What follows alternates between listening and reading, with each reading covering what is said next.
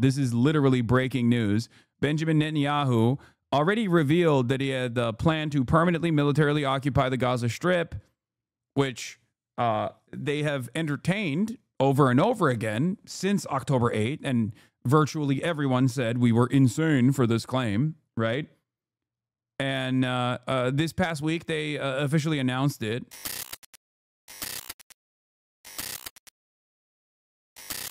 I don't think the infighting will ever go away, unfortunately.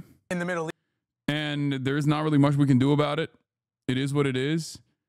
You know, it's just, you just got to avoid it to the best of your ability. All right. You have to try and avoid it to the best of your ability. And you try to, you have to try and unite on the causes that you believe in. But yeah. That's all we got. All right. I just passed my Spanish final. I'm free. Congratulations. Come on, man. Some infighting is justified. You can't have Shining Path running about in the movement. What are you, dude? This is already a demonstration of how like brain broken you are. Okay, have the broader movement in mind, please. That like no one knows what this is. You understand that? Like the average American does not know what this is. This is like, what are you talking about? This is not a relevant point of contention. That's what I'm saying. Like, I understand that there are wreckers and I understand that there are people with like insane points of view and whatever.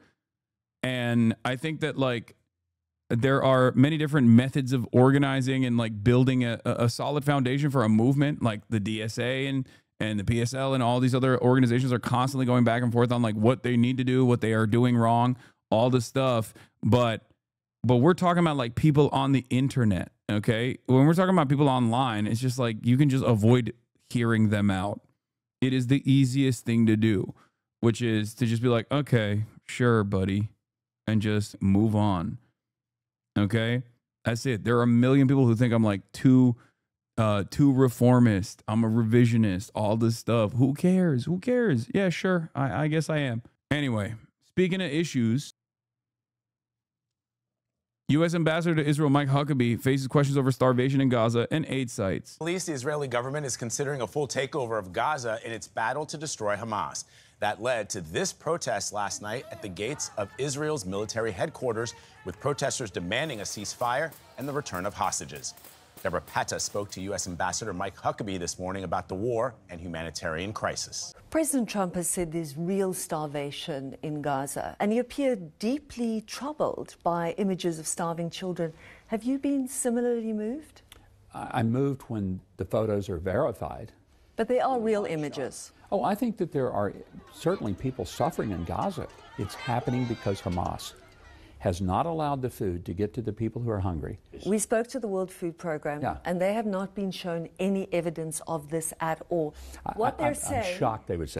He's a sick freak, by the way. I mean, he is. That's why he is the ambassador, for the record.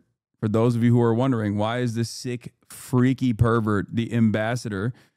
This is the reason. I mean, this is a true religious zealot, okay? First of all, he's the ambassador to Israel, not Jewish, evangelical Christian, okay? Important to notice. Important to mention, okay? Because these are this is the real backbone of the unconditional support to Israel's genocide people in American society. There are edge cases. There are ultra-Zionist Jews in this country, certainly, okay? And they fund the Trump campaign. Some of them also fund Democrats as well. You got AIPAC, all this shit. But if you want to know on a numbers basis what the real backbone of the American pro-Israeli movement is, it's like Mike Huckabee. Do you understand? These guys are the real base for pro-Israel politics in this country. There aren't that many Jews in general, okay? There aren't that many Jews in the United States of America or even around the world. But there are a ton of evangelical Protestant Zionists out there who love Israel and have a theological justification for unconditionally, uncompromising loyalty to the state of Israel and defending Israel no matter what. Ambassador, the U.S. has thrown its support and money behind GHF. It's a U.S. program. And yes, it's a U.S. program. And yet, every single day, there are people dying near GHF sites. Tell me about the people dying at the GHF sites. In what way?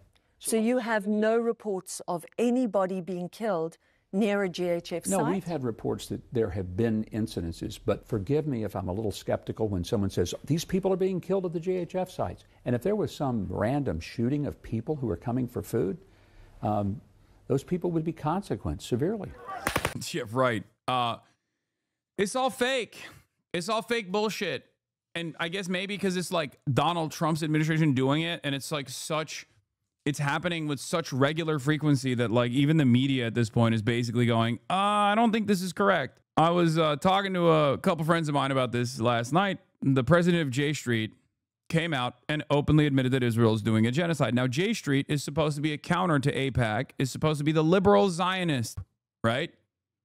J Street, as a liberal Zionist advocacy group for Israel, literally in the beginning of October 2023, was sending messages to all of the progressive politicians that they donate to say, do not even mention the word ceasefire. So over the course of 22 months, liberal Zionist J Street went from, you are not allowed to say the word ceasefire, we will do everything in our power to destroy you if you even mention the word ceasefire, to openly admitting that Israel is doing a genocide. Now, on the one hand, this spells a major change in attitude, even amongst advocacy groups, okay? But on the other hand, I think the reason why, and they're outflanking Bernie Sanders at this point for the record, but the reason why I think J Street is doing this is because they recognize the reality that is unfolding and that is slated to come, because the Trump administration is saying, do whatever you want. Clearly, they're telling Benjamin Netanyahu they can do permanent military occupation. This was, by the way, announced in an exclusive interview on Fox News. Netanyahu's announcement to the American media that he is going to take control over the Gaza Strip was an exclusive interview that he gave to Fox News. So I think a lot of these like advocacy organizations and whatnot are trying to do ass covering at this point after years and years of defending Israel. They're realizing that it's no longer a defensible position and they don't want to be associated with it. So they're trying to pull the exit ramp. They're trying to pull off as quickly as they can in an effort to defend what remains of their credibility. According to the UN, over 1,400 people have been killed trying to get food, mostly, they say, by IDF gunfire, nearly 900 near GHF sites.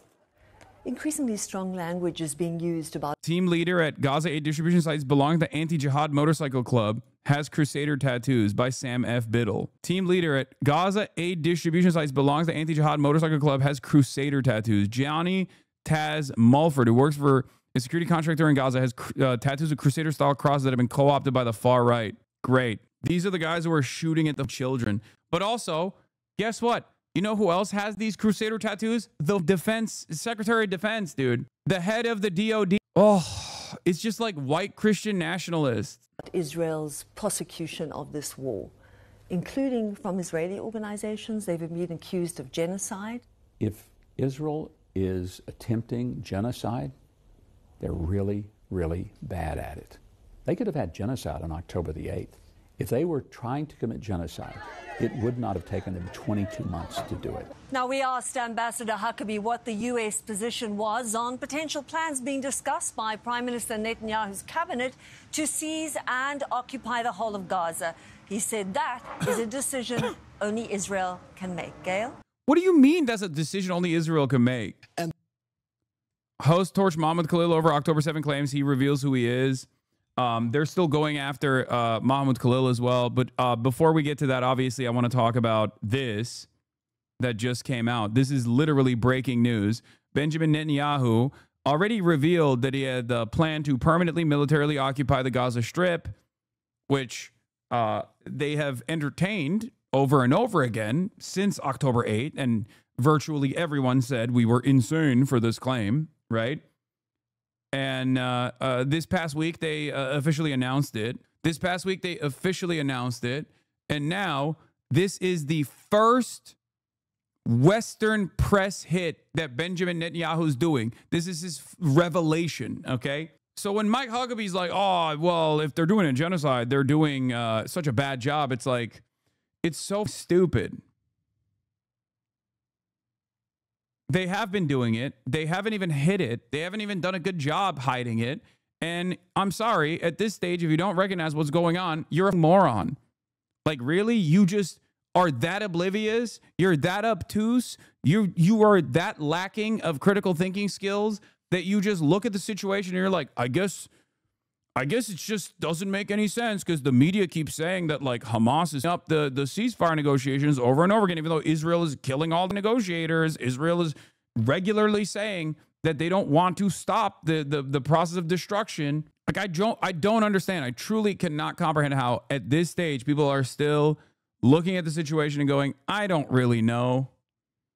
I don't really know what's going on. It seems like it's too complicated. I guess there are. I guess there still are people because the mainstream press has completely worked not at the interest of defending the truth or accurately communicating what's going on in Gaza or the political dynamic or the negotiations process between Hamas and Israel and who the actual responsible party is for the destruction of the dog. Why don't you play Battlefield 6? I don't know, man.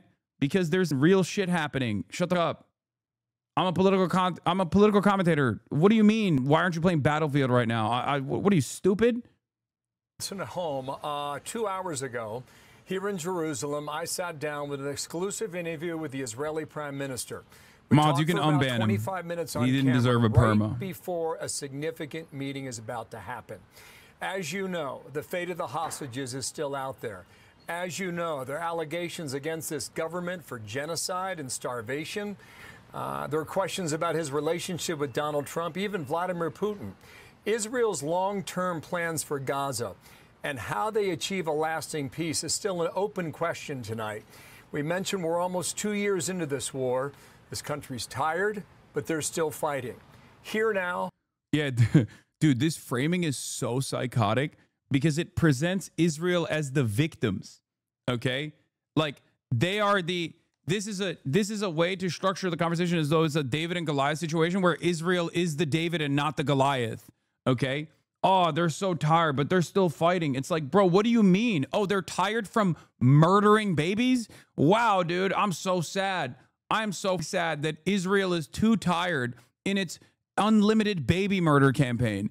That is crazy. And this is, by the way, to this introduction is to the baby murderer himself revealing his final solution, like making it public knowledge in the Western world. That's how you're introducing the conversation, showing it as though Israel is the real victim here. Why? At first, it was victimized on October 7th, not because of the inevitable backlash that, like, its apartheid regime would withstand, but Israel is the victim of on October 7 because of unlimited anti-Semitism, right? And now Israel is still the victim 22 months after October 7, where they're just too tired to keep killing children and starving children. They're so tired. Holy dude, they are Nazi baby. The Prime Minister of Israel, Benjamin Netanyahu, on all those topics and more. Mr. Prime Minister, thank you for your time today. Well, glad to see you again. Thank you. After this interview, you will go immediately into a meeting with your security cabinet. Will Israel take control of all of Gaza?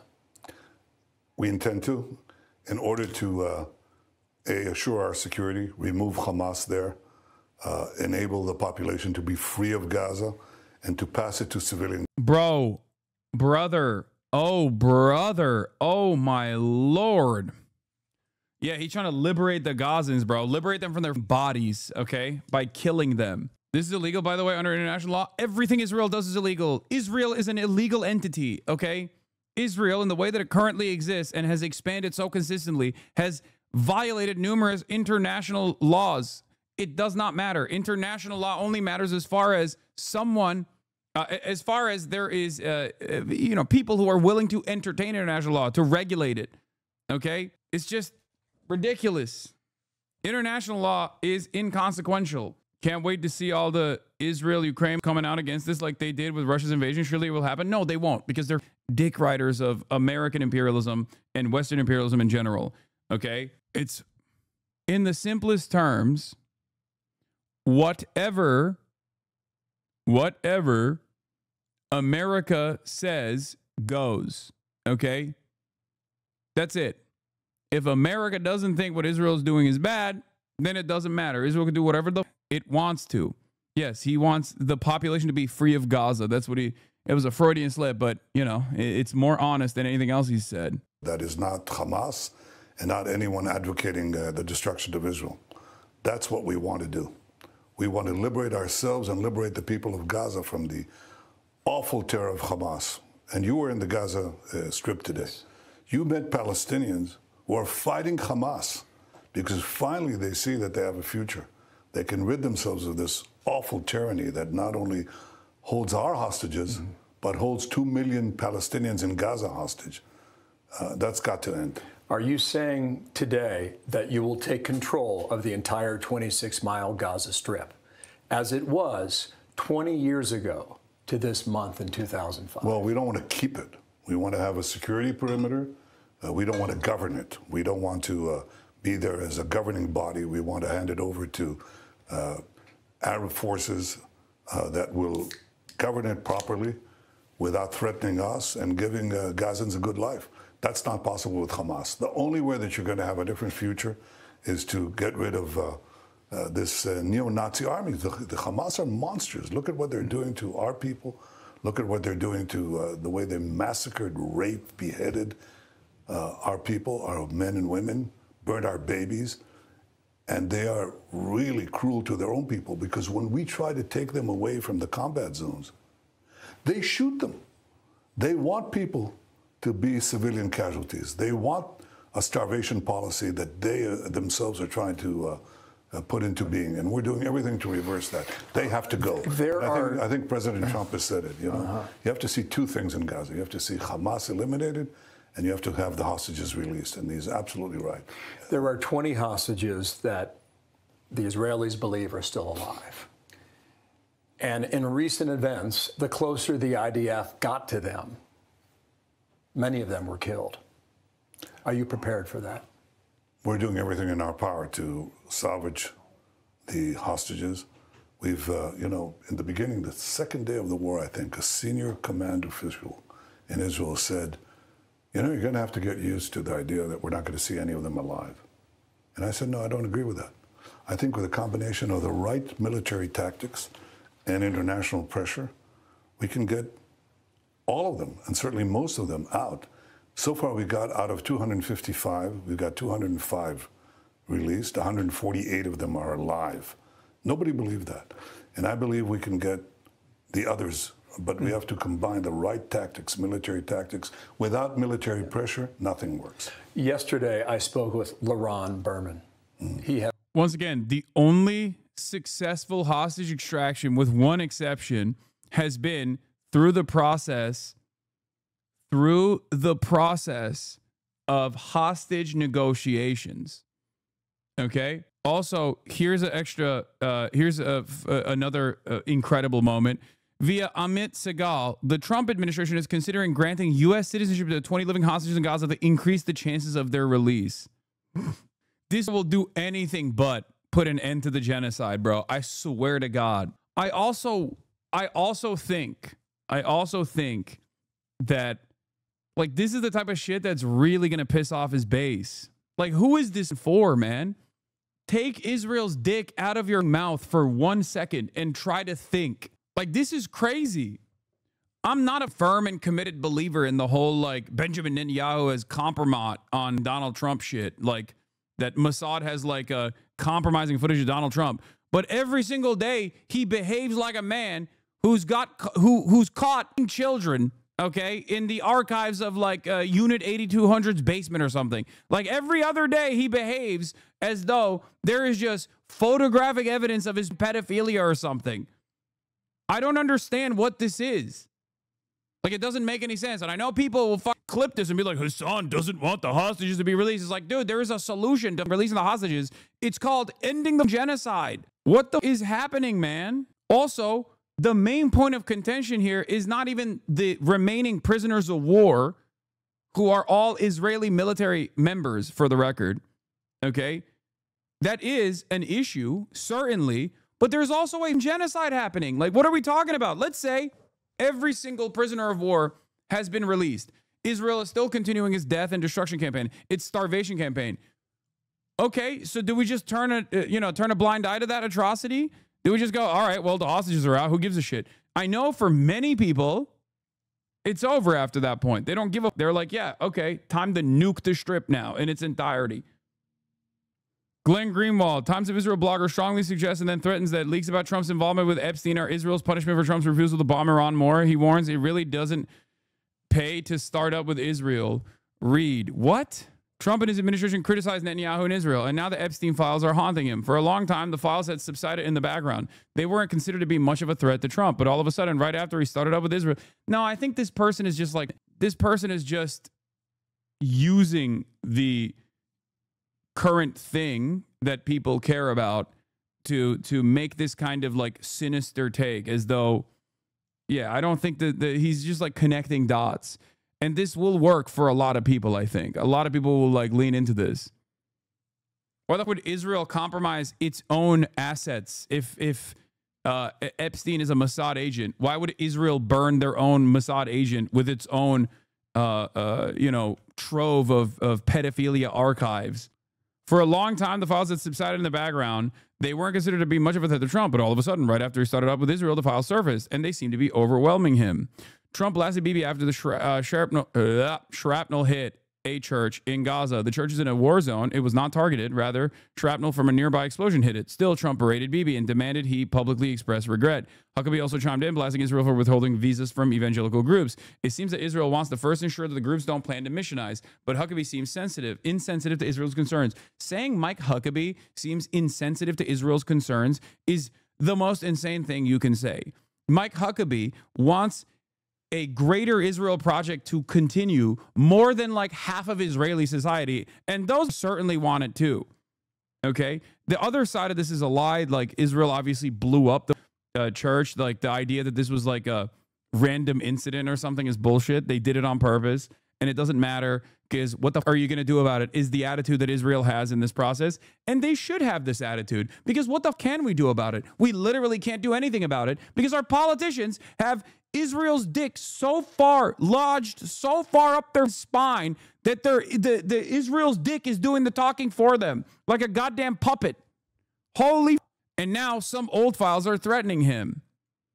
Perhaps Trump will realize that it really doesn't pay to start up with Israel. Perhaps those implicated in the files will express contrition and regret, because when, by divine providence, things that were hidden become revealed, it enables people to correct their mistakes and to endeavor to live their lives properly the way God wants them to. It's so nutty, man. It's nutty. It is so insane. These are like the arrogance of pro-Israeli people at this stage is what is so mind-boggling to me.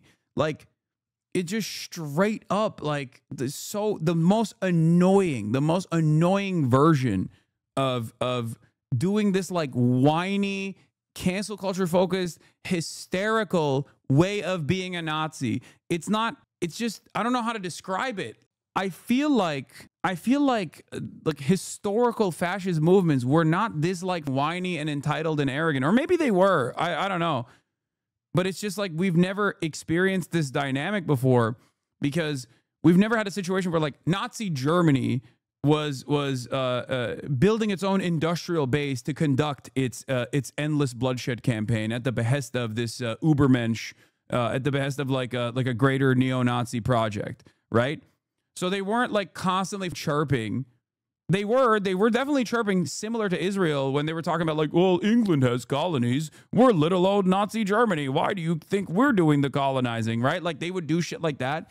But like it wasn't as consistent because there was no return on that kind of chirping because we were antagonistic, especially after a certain point, to Nazi Germany as a foreign state. Whereas Israel cannot conduct anything without America's go-ahead. Israel cannot conduct any of its war campaigns, any of its belligerent death and destruction campaigns in any number of different countries that unfortunately happen to be Israel's neighbor without America's endless supply of munitions. So with that dynamic in play, it blows my mind that like Israeli envoys are so openly arrogant, so openly entitled. Like some of these, I feel like, do legitimately believe that they are, you know, God's chosen people. Like, this is, what do you mean? Of course I'm going to do a genocide. Like, what the? It blows my mind. Like, I always assume that people are cynical. They're cynically saying things like, no, God gave me the right. Israel was there 3,000 years ago. You're going to do about it. Like, when someone says that, I don't think that that person has internalized that sentiment. I think that they're just simply saying that, right?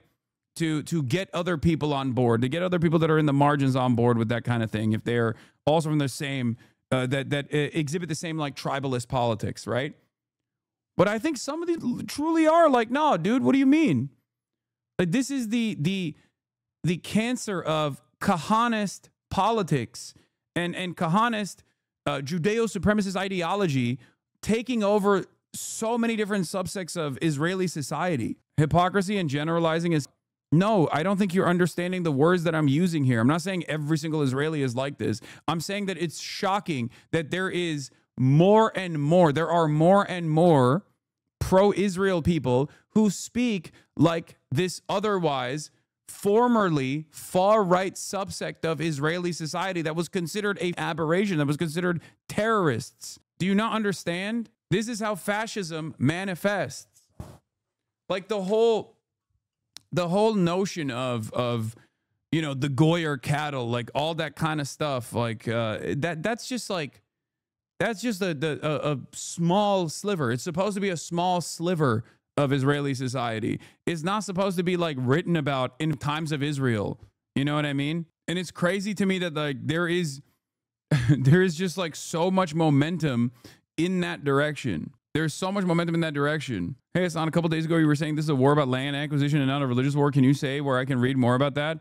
I would like to know more. All wars are about land acquisition. Like every single war is about extraction of natural resources, land acquisition, enslaving the population, and using the labor force. That's just what all politics is about in its most like at its most primitive state. It's just that religion and religious undertones are a galvanizing force that people use to get people on board. That's it. No, man, don't trivialize this. What do you mean, don't trivialize this? That's what it is. This is not trivial. This is just factually accurate analysis. Anyway, Hamas has responded to Benjamin Netanyahu's claims, but we'll get to that in a second. Let's continue. Two brothers. Yes. His family believes they are still alive. Mm-hmm. He said the following: my advice to you, speaking to the Prime Minister, by all means necessary, we need to bring them back for stability in the region, for the future of Israel. It's a tough decision, but we will handle everything, meaning Israel. What do you say to the family? I tried to mention this yesterday, but we'll see how successful they are in their attempt to occupy all of Gaza when they are being forced to make reserve battalions with soldiers up to 50 years old due to lack of manpower. I know.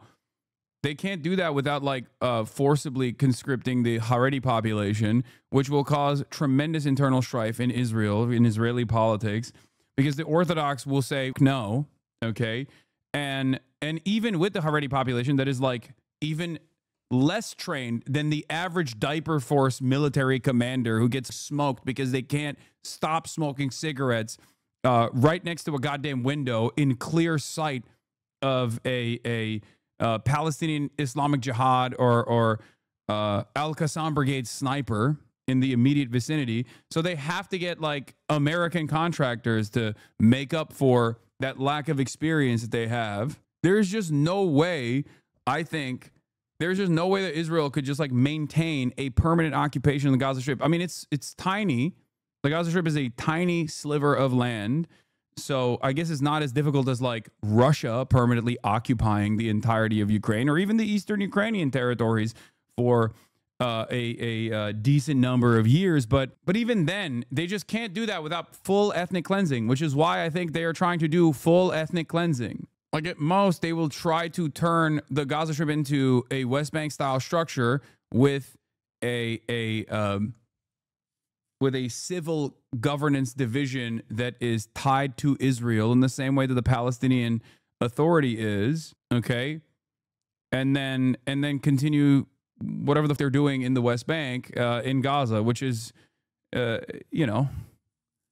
pogroms, more land acquisition, and the inevitable expulsion of every single person.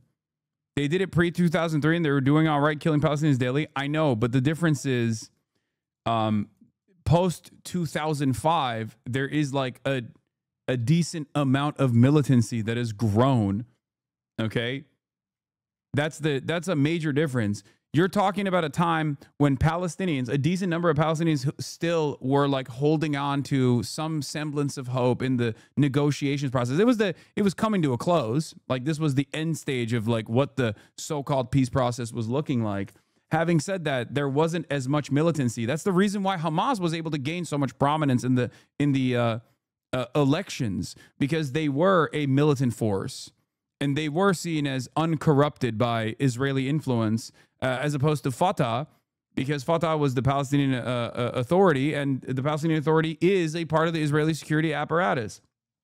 So that is the reason why Hamas even won the elections to begin with. And I think the environment, the dynamic has changed so much more than that. Do you think they're also doing this to hide the actual death toll once this genocide is over? Yes. That is the major reason. As I said time and time again, Israel cannot do a permanent ceasefire and there are inevitably there are going to be Western forces that intervene. There's going to be Western journalists that go in. There's going to be Western investigators that go in. And when the dust settles and they see the true magnitude of this genocide, it's over. It will be super over for Israel. It's already over for Israel, but it'll be even more over than it ever was before. And that is precisely the reason why they cannot do a ceasefire. That's why they don't want to do a ceasefire. That's why I've said it over and over again. A permanent ceasefire spells doom for Israel, and that's why they won't do it. What will happen as a consequence for Israel, though? I mean, we have significant limitations in what kind of will that we can impose on our politicians because, as I've said over and over again, there is no real democracy in America. Or what people think is the democratic process is simply a ruse, okay? And I think either people recognize that and then continue the pressure campaign to a degree where it becomes like untenable and unsustainable by American interests, so they have to like create release a pressure valve or diminish our unlimited loyalty to Israel a little bit. Now, new polling showing it's not just Democratic voters calling what's happening in Gaza a genocide anymore. Likely voters believe it is by a 14-point margin. Do you believe that Israel is committing a genocide against the Palestinians, Palestinian people living in Gaza? All likely voters, 47%, August 2025. 33% say Israel's not committing a genocide against the Palestinian people living in Gaza. It's so crazy that there's still this many people that say Israel's not committing a genocide. It's just the truth. Oh, doubt the average American knows what genocide are exactly. Yeah, you can get 30% of Americans to believe anything. That's exactly what we're trying to do. People say you can't both release the hostages and eliminate Hamas, and I disagree. I think so far we've shown that we can, and I intend to complete the job. But we have three missions. One, to eliminate the Hamas as a governing and military power in Gaza. Otherwise, there's no future for anyone. And we'll have many more kidnappings and many more hostages.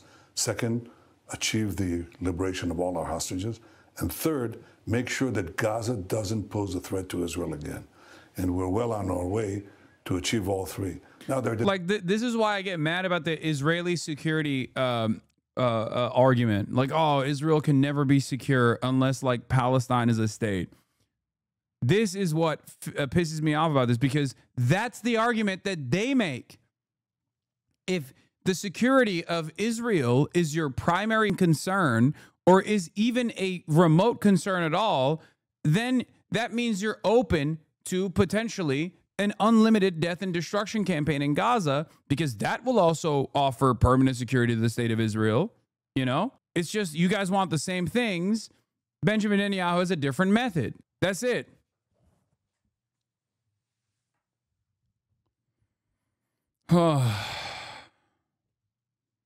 Is this in Pam Bondi's office? No, that's Benjamin Netanyahu's wife. I have the Palestinian resistance with all its factions united on the battlefield, and any occupation decision will be returned to where it came from. Defeated and broken as always. The enemy is deluded if it thinks it will release its prisoners from our grip by military force, and we affirm that its prisoners will only be released through the gate of negotiations at a high price.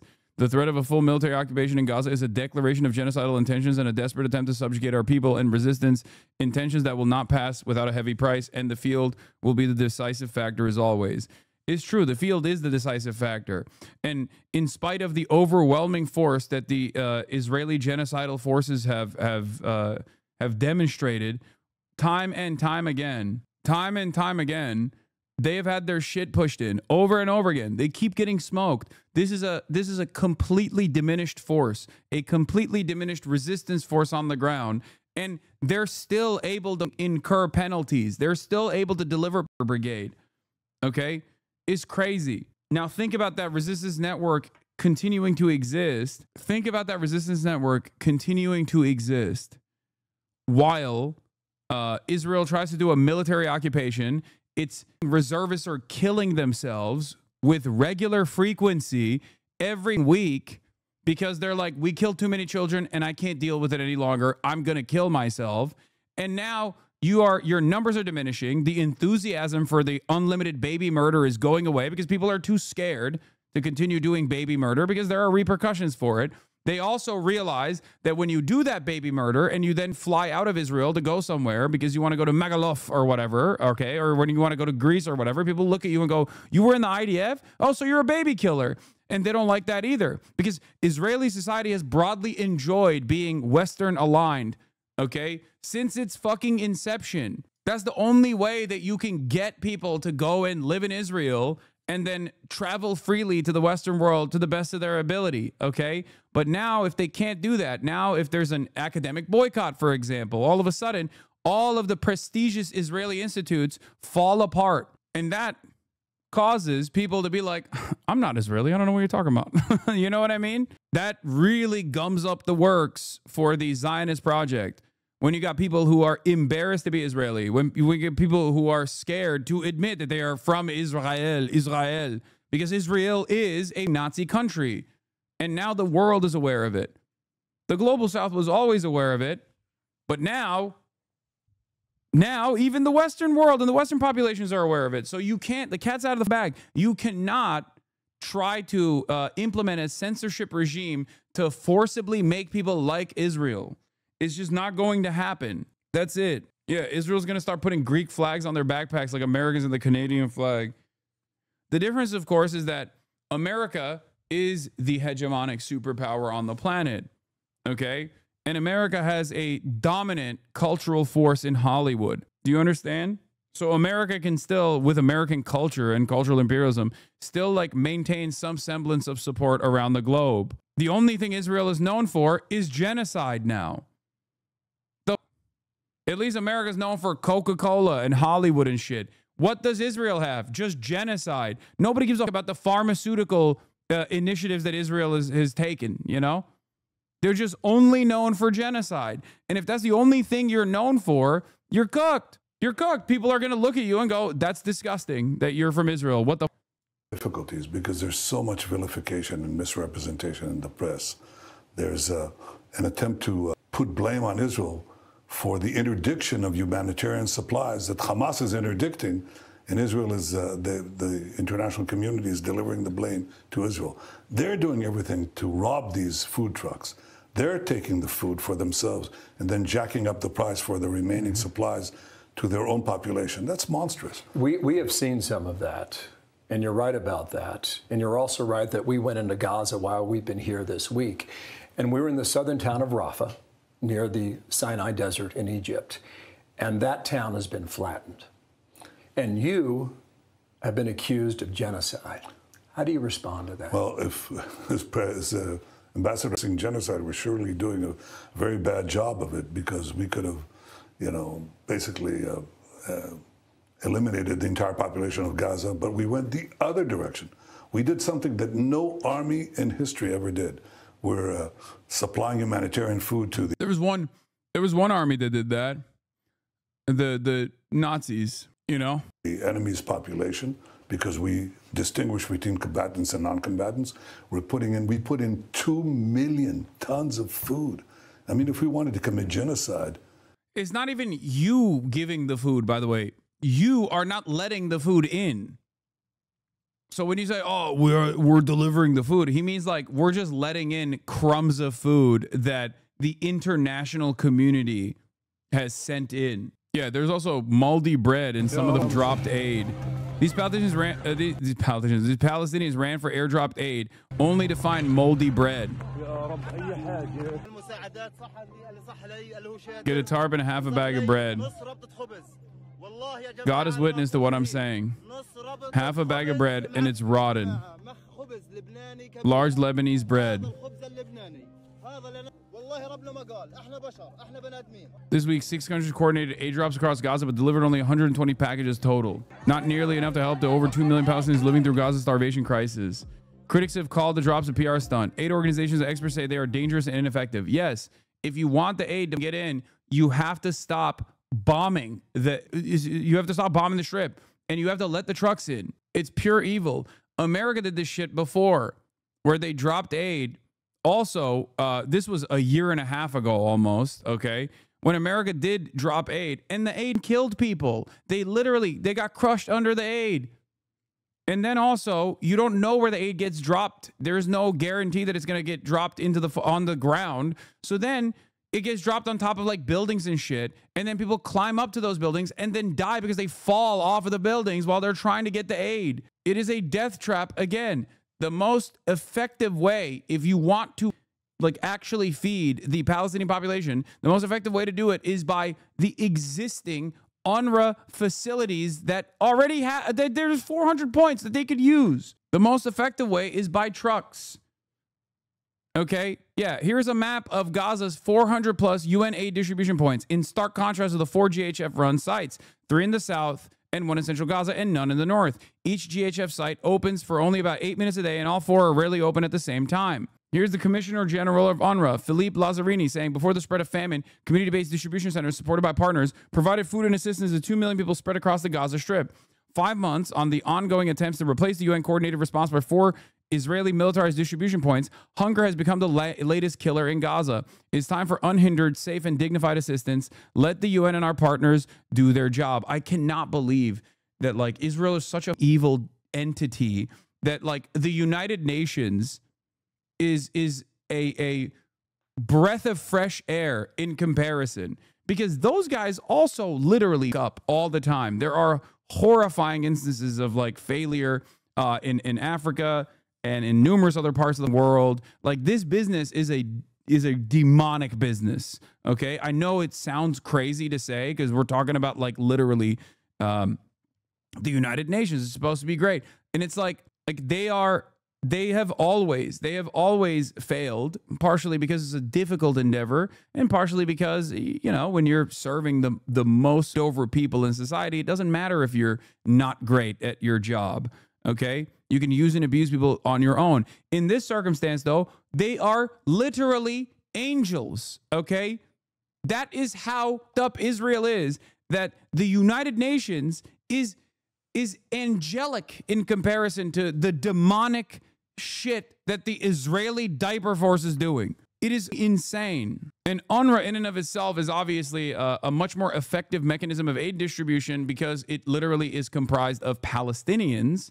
And it's not just an aid distribution mechanism that is successful, as we've seen, but it's also a way for Palestinians to have a job, right? And the reason why UNRWA has been decently successful in feeding the Palestinians and like being a lifeline for Palestinian existence is because of the 80 years of Israeli occupation, because they had 80 years to develop a successful consistent aid delivery mechanism, because Israel has been occupying the Palestinian existence and every facet of Palestinian livelihood for almost 80 years. What is this? Mike from PA just spent 5 hours apologizing for using the word demonic.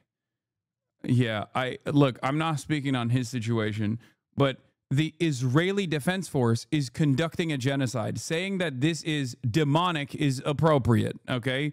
Saying that the UN, which under other circumstances I would be very critical of, is angelic in comparison to what Israel is doing is also adequate. I'm not saying an entire ethnicity of people or even an entire nation of people are demonic or anything like that. So don't try to slam words into my mouth. Anyway. We hope God will make it easy. Oh God, grant us. Come on, Omar.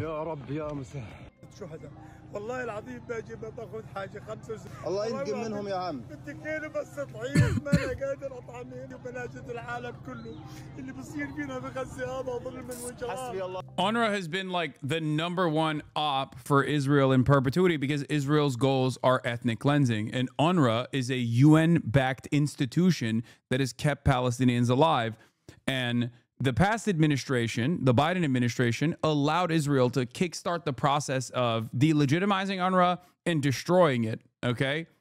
And of course, Donald Trump came in and slammed in the GHF initiative, the Gaza Holocaust Front, also known as the Gaza Humanitarian Foundation, so that they would be the sole aid distribution points for 2 million Palestinians living in the Gaza Strip. Their goal was never to feed the Palestinians in the Gaza Strip. Their goal was to kill as many Palestinians as possible, starve them quietly, hoping that this would just go away.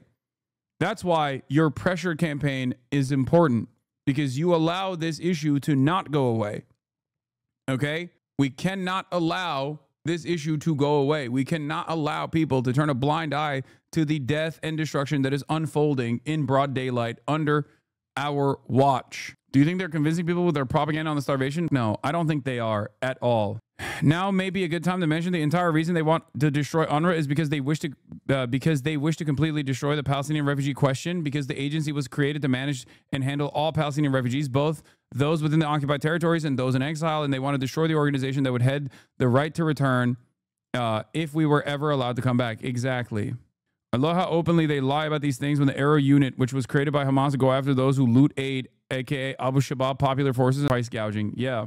Israel does not allow Palestinians in Gaza to travel anywhere, not even to the West Bank, let alone abroad. How to protect yourself abroad. That's the headline of Itamar Eichner's article on Yediot Ahronot, Israel's most popular paid newspaper, and it gives a disturbing insight into the level of concern among many Israelis who want to travel overseas but are worried about their safety. Recommendations include: don't make your Israeli identity obvious. Don't wear shirts with Hebrew, and think twice before walking with a kippah or tzitzit, garments that are worn by religious males.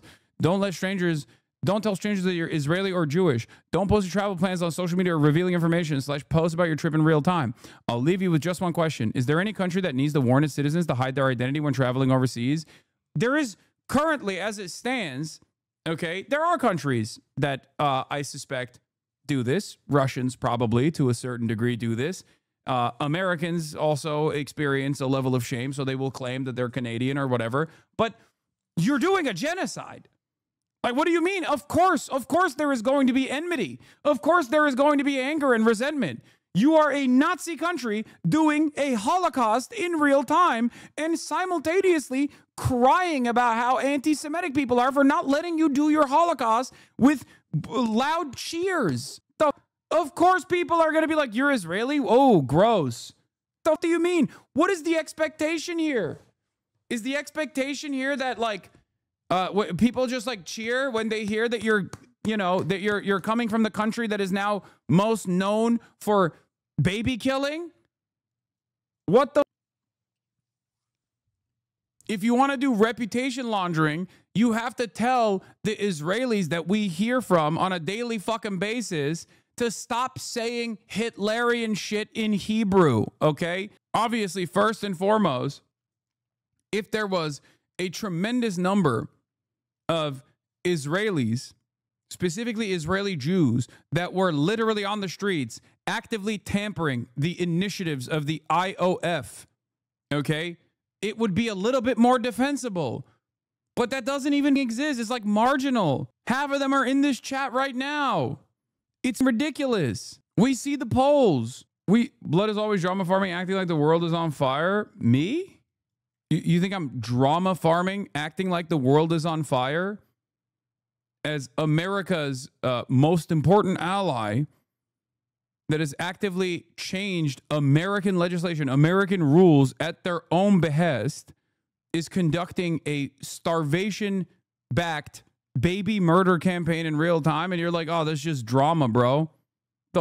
Is it drama? Have you said your 10 Israel highs today? Because you are going to El Salvador if you haven't, okay? Just wait. One day it'll come for you too, and then you'll be like, oh, I guess it wasn't drama. For an easy comparison with Nazi Germany or the Third Reich for resisting, no, it was 800,000, not 100,000.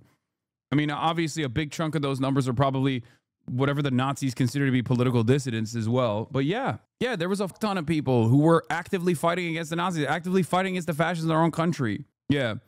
That dumb, like, yo, blood is drama farming, like the world is on fire. Okay, dude, wait till a flood destroys your home. And then FEMA's like, hey, have you pledged your loyalty to the state of Israel yet? Because if you haven't, we're not going to give you any aid. Okay? Then you'll know if it's drama farming or not. Some of you dumb Americans do deserve that, though, low key. Like, straight up. Like, you want it so bad, bro. You want it so bad. You're so blind. You're so deluded. You want it so bad. Okay? Wait till Trump deports you so they can make living space for some Israeli citizens. Okay?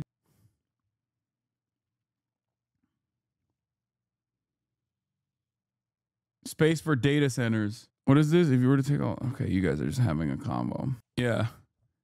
FEMA comes in. They're trying to pull you out of the rubble after a tornado destroyed your house. And they're like, do you condemn Hamas? Do you love Israel? Do you love Israel? And if you don't quickly respond, or if your response is not sufficient, sorry, we're leaving you in the rubble, okay? Good luck. Have fun. Sorry. Guess you got to die, dude. You were being quite anti-Semitic inside of that rubble. We wouldn't give 2 million tons of food to the population. And also the reason you see the flattened buildings is because Hamas booby traps every single building. So when we come in, we first have the population moved, even though Hamas tries to keep them in the combat zones. But after they move, and we start to move into the neighborhoods that are now populated only by terrorists, they ignite these booby traps. So what we do is we put in an APC, an armored personnel carrier, with a lot of explosives, detonate it. It sets off all the booby traps, and the buildings begin to collapse as a result of that. They're empty buildings. They're not populated buildings. Secondly, they've built this underground terror tunnel network with billions of dollars that they had. They didn't build Gaza up. They built a Gaza terror city underground. So we now detonate the tunnels. Can Fox not fact check any of this? Bro, CNN doesn't even fact check this. Why would Fox? Like, every single thing he's saying is insane and completely wrong. Okay? Is there a tunnel system under Gaza? Other militants are smoking the Israeli troops. Except, once again, you don't have any right to keep killing Gazans. Like, what the f do you mean? Oh, there's a terror system. There's a terror tunnel system underneath. Okay. You have one too. The f do you mean? Do we just nuke Tel Aviv then? What are you talking about? Our big, beautiful, strong boys are inside of the APC carriers, bro.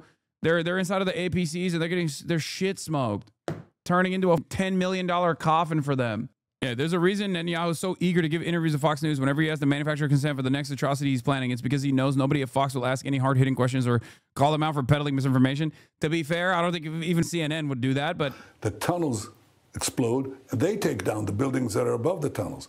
And the reason you see this devastation is not because Israel is wiping out these structures filled with civilians. It's because they've been booby-trapped by Hamas, and that's the kind of warfare that we have to... I'm hearing you say that... Man, it's so difficult. Okay, off. I have a good solution to this. Off. Okay? You deny this charge of genocide. Totally. That's what you're saying. Totally. But last week, and you referred to it a few moments ago, President Trump mentioned the word starvation. And he pretty much said it is what it is from his observation, looking at video and pictures. Were you surprised by that? No, look, I think President Trump has been terrific. He's supported us in so many ways. And he understands that we have to get rid of Hamas. He understands that Hamas is also using their own interdiction tactics to prevent humanitarian aid going. So there's been shortages, no question about that. There's been also suffering. And what I intend to do with President Trump, we talked about that and agreed upon that, is to overcome this with a humanitarian surge.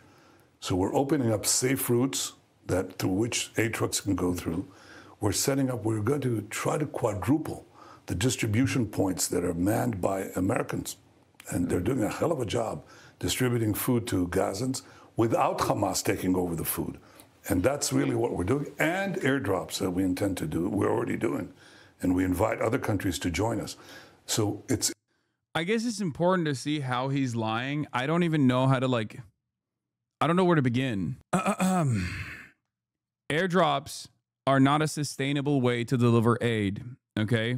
The international humanitarian organizations have all criticized the aid drops as the only aid delivery mechanism. As I already explained, there are 400 aid distribution sites inside of the Gaza Strip that were operated by the United Nations. Okay?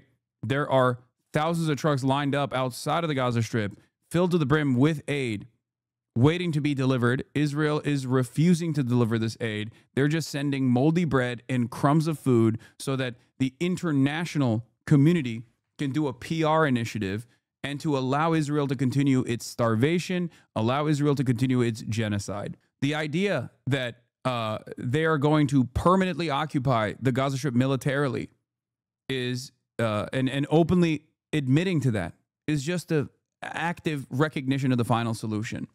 There is no permanent military occupation of the Gaza Strip by the Israeli state. This would be tremendously bloody for all of the Israeli military.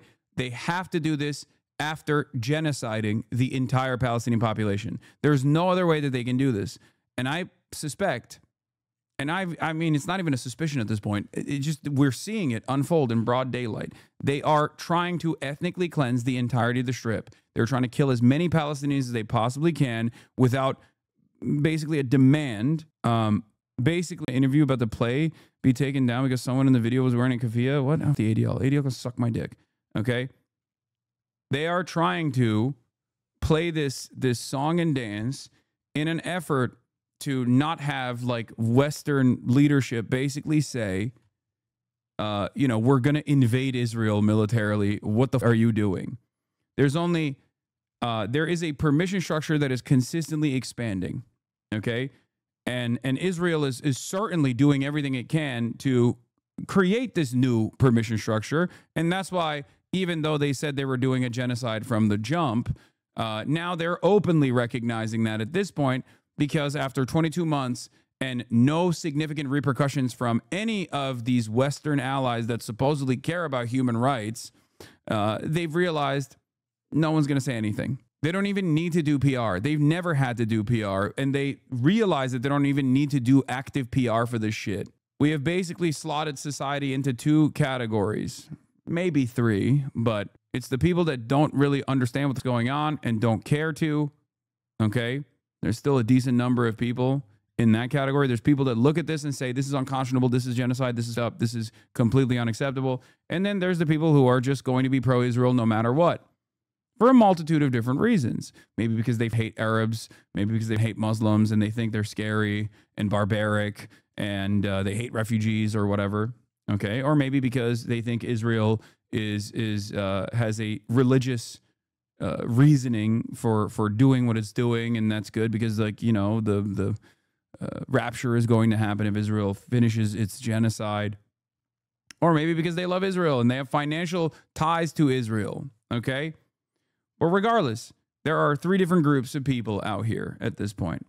The majority of them actually find what Israel's doing to be unconscionable, okay?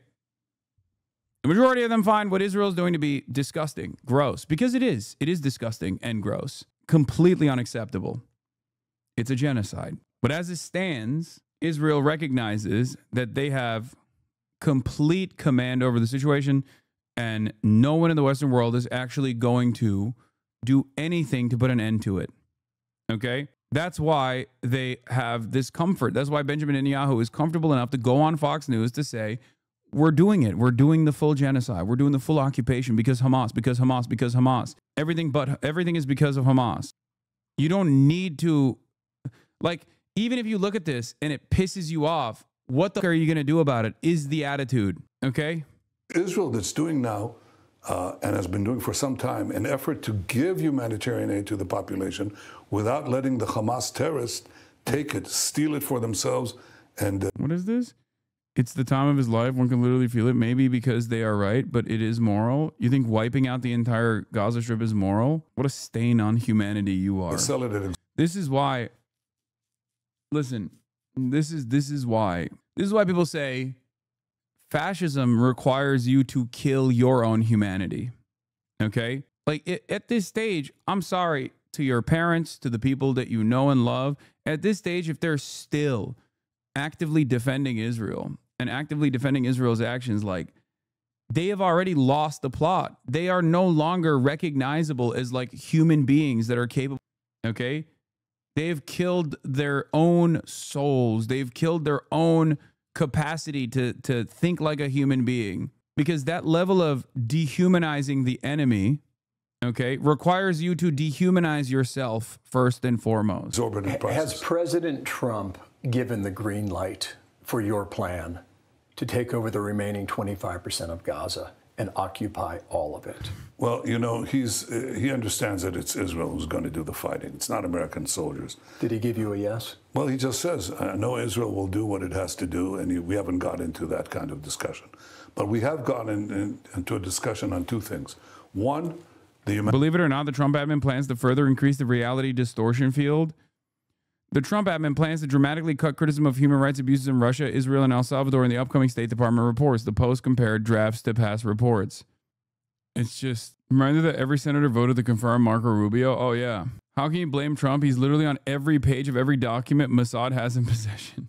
I know. He's the real victim here is not the starving children who are Palestinian, okay, that Israel is starving deliberately and killing. The real victim is Donald Trump. It's true. Virtually in every page of the Epstein files. What are you going to do, you know? I guess we just gotta let Israel go crazy. How long are they going to pretend that Israel is still doing the right thing after they kill the last person from Gaza? I think at a certain point we have to recognize that, like, these guys are bad guys. That's it. I normally don't fall into the good-bad dynamic, but, like, yeah, the American politicians are evil people, okay? They are. They're evil. They're straight up evil. They are Nazi collaborators. Israel is a Nazi country. Israel's actions are akin to the Holocaust, and American politicians who are refusing to listen to the cries of the Palestinian children and refusing to listen to the cries of their own constituents are Nazi collaborators. They're looking at all of this anger, all of this resentment, and turning a blind eye to it all and saying, well, sorry, we have to participate in this process. I can't hear you. Humanitarian surge that we're going to do, which will precede our final military action, because I want the population to be in safe zones, to have food, water, sewage, electricity, medical help. I want to free 2 million Gazans from Hamas terrorism. The second thing that we agree on is that the day after has to have certain principles. I'm not talking about a detailed plan yet, because I think that'll be developed. But the 5 principles, the key principles are these. 1, Hamas has to lay down its arms. 2, Gaza has to be demilitarized. 3, all the hostages have to be released. And 4, Israel will be responsible for overall security. So if there's an attempt to have a resurgence. Like, every single thing that he just brought up, with the exception of, like, allowing Israel to continue doing its genocide and occupy Gaza militarily, okay? And also the demilitarization side, which is insane. It's an insane demand to make while you're in the process of doing a genocide. It's also an impossible demand to make in general. People are always going to take up arms against Israel, understandably. They have every right to do so. It is within their legal right to do so. It is their moral right to do so. Okay? Like, with those two major exceptions, everything that he just described is literally the Hamas Republic. But of course, as time has moved on, Benjamin Netanyahu just kept adding additional qualifiers to it because he has no interest in actually coming to a reasonable conclusion here. He doesn't want a cessation of hostilities because he's terrified that once the dust settles and people realize the true magnitude of his genocide, it's over. What I actually fear is maybe it's not over after the dust settles. What I actually fear is that, like, Western journalists go in, they cover it. All of these, like, humanitarian rights organizations go in and they cover the full magnitude, the full scale of the atrocities. The media still tries to do a pressure campaign, a censorship campaign, and people still go along with that same, now even more expanded permission structure for Israel. That is what I'm actually worried about. But I know that in his calculation, Benjamin Netanyahu worries that when they see the true magnitude, it will be undeniable that Israel has committed a genocide. And at that stage, I think the global community will take action against Israel. That is what he fears. Hamas, or resurgent terrorism, we're the ones who are going to take care of it. And 5, let Gaza be governed by a civilian authority that is not Israel, because I don't want to occupy Gaza forever. I don't want to govern Gaza. I want to have a different governance there that basically is willing to live in peace with Israel and give Gazans a different future. That's entirely different. When I say, for the record, when I say, like, when the dust settles and people start seeing it, it'll become, like, even more undeniable. And you go, everybody already knows this. Yeah, except everybody already knew this a year ago. But look at the broader public sentiment now as opposed to a year ago. So things do actually move in the direction of the truth when it comes to Israel's actions. Like, think about the conversations that you probably had with your parents or with older people in your lives a year ago as opposed to now. And think about how much their opinion has shifted. There's still plenty of room for growth there as well, but there are still plenty of other people who are, holding on to something that is otherwise indefensible, that is indefensible. I think every single day, CNN Jerusalem correspondent Jeremy Diamond is one of the hundreds of journalists battling Israel to enter Gaza to report independently. He explains why without press freedom, there is no democracy. I mean, that's just, no shit. The international consortium of fascists is so devastating. Israel plays a formative role in this. They are fascists just like the Trump administration is, just like the AfD is, just like the nationalists are in France. They are all over. They have completely overtaken Western society, and they're so powerful an ideological force that even the supposedly leftist leadership, like in the Labour government in the UK, is totally capitulating or directly repeating the same exact fascist policies and the same exact fascist propaganda. It's so unimaginably cooked. It's so from these unbelievable lies that are leveled against us, frankly, against. No, obviously, Labour is not a left party any longer. I'm not saying that it's a left party. It's like the Democrats are the left party in America. Do you understand?